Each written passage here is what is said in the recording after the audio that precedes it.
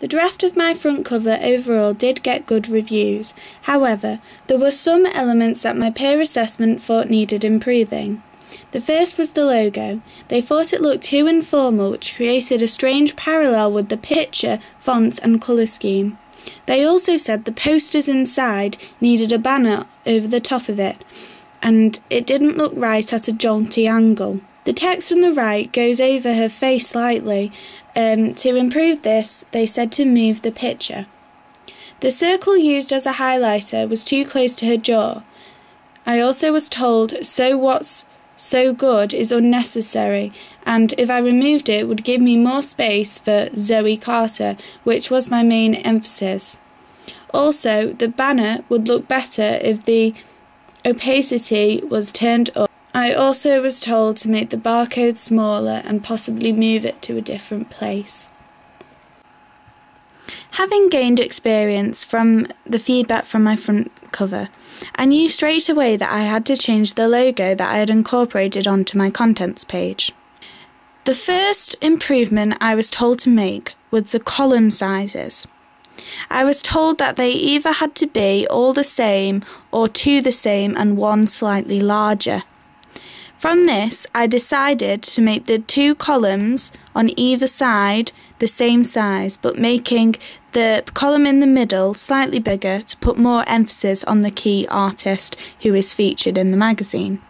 Some size issues on my page numbers, and I had to edit them to make them more central to give them an overall professional look.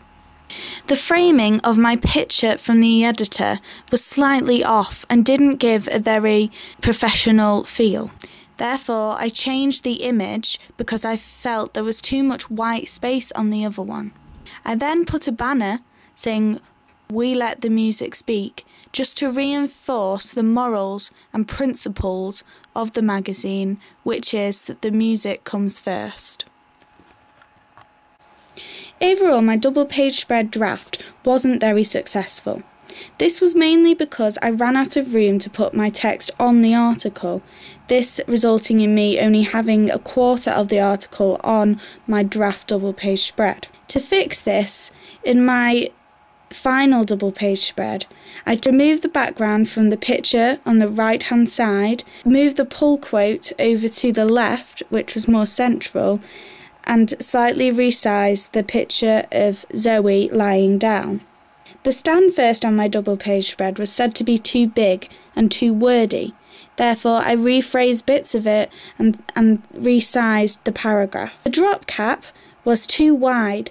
Therefore, I made it more narrow to take up the first half of the page and to close up the gap on the bottom and on the top. The page numbers in black were too harsh, so I removed the black and replaced it with the pinky red colour with the opacity turned down with white letters, just to add to the overall theme. Zoe Carter was probably too small and could overlap some of the stand first, so I made this even bigger. Also, some of the background on the picture of Zoe lying down was left and looked slightly tacky and unprofessional.